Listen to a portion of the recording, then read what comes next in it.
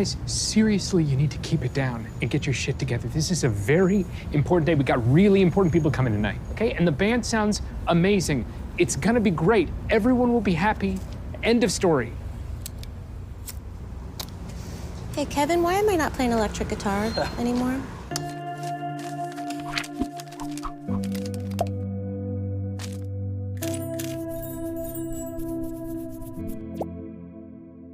So even just sitting around talking about hypotheticals is hypothetical. You've got to, at some point, put yourself in the space, and that's the tech scout. So we all headed out over to the venue and allow that to inform a lot of cascading decisions that were going to come from that.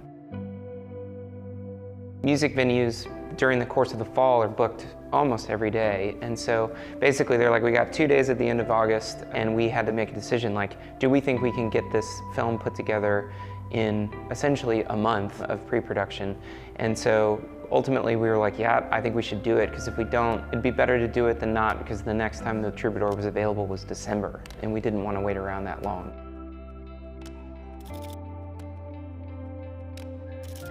So this is the backside of the Troubadour. We're meeting with our first AD and our DP, and basically going to walk through the location, figure out where each scene is going to be, and then decide at what time during the schedule we're going to shoot each scene.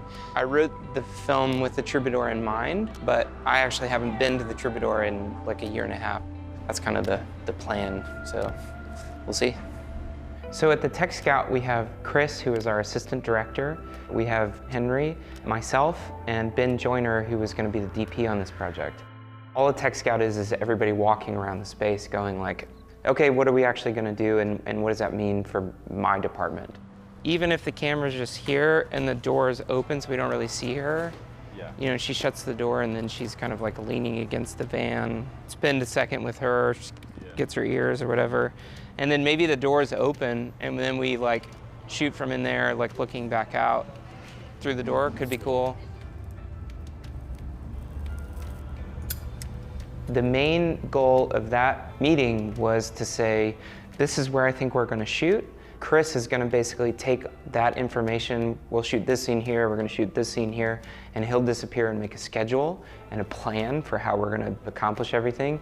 That means then this is where we can do craft services, this is where wardrobe can go, this is where equipment can go, and you know, all of that kind of stuff. Ben Joyner was looking at how can we visually construct the space and shape the space. This is a concert venue, so they've got lights hanging from the ceiling. We knew we were going to modify a concert look for several sequences, so it was talking with the lighting guy at the venue, talking with the sound guy at the venue, making sure that we would be able to integrate with their equipment in a way that was helpful.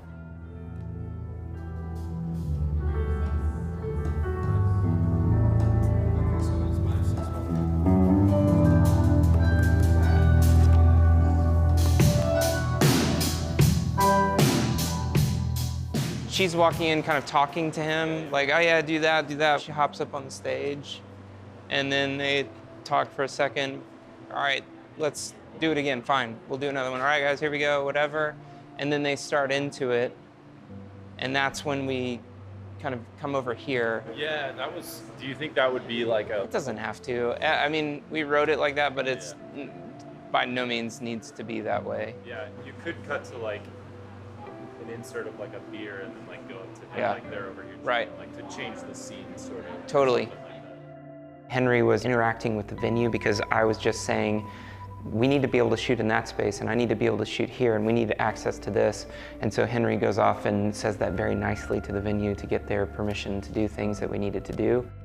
A lot of my role is asking people for things. Part of the reason I want to get into the Troubadour, that first LA trip, is to meet the GM, meet the crew, meet just the staff that are gonna be there, because inevitably we're gonna be asking them for things that we didn't know we would be asking them for when we actually get on set. And it was in that first LA meeting that we encountered some issues that we didn't consider when we looked at the location agreement. There was a room within the Troubadour that, even though this wasn't in the contract, wasn't in our agreement, there was this room that was off limits, which came up when we were producing. It'd be amazing just to get just a photograph of the green room, and then we don't have to be in there. Is that even realistic? No. Is there a photo of the green room somewhere that we could see? It's literally a long hallway. Just a long hallway. Nothing to look at. Okay. Right behind there, the black curtain so you goes go up there, and yeah. there. Okay, perfect. Cool. These are all things where you're just trying to stack the deck and build relationships, make sure people know who you are. So when you get to the day of, people are ready to go. There's a lot about that venue that I didn't remember. Like, for instance, the green room is much smaller than I remembered. And so when we got to the Tech Scout, I had two simultaneous thoughts. One was, this place is perfect, and like, holy crap, how are we gonna make this happen? It's a lot smaller than I remember. So basically what happens is the band is up there, and then they come down these stairs onto the stage. So, but there's a real band here, so we can't go up there right now, but it's basically just a long hallway. Okay. Which, I mean, I think what we could do is have the band kind of all back in the corner. There's the sequence where the Ben character, he kind of makes the decision to come out on stage on his own. And I think we could probably cheat it where we kind of kick everybody down the hallway, and then we're shooting him down, and then he walks down, you know. But I think that what won't connect at that point is the manager running to backstage saying, like, why, like, what's going on? You know what I mean? Like, that won't make sense. For all the side stage stuff, are you thinking that Jesse's just standing? I think they literally come down and stand, like, On the stairs. right there, yeah, on the stairs. Okay. Because there's not really, like, a side stage. They'd come to that window, you know what I mean? And look down, because it's gonna be super loud, you know what I mean? Right. Like, so I think I may need to cut out the manager running in backstage going like, what are you guys doing? Maybe we can see where that exit sign is. There is a way to go down through the sound booth and into that back door up there, so that he would bust in the green room from back there, which I think would work. What the fuck is he doing on stage? What is he doing on stage? Before we kick this thing off, I just kind of want to say a little something. Hey, why are you not down there? I don't know what he's doing. Why are you not? Go!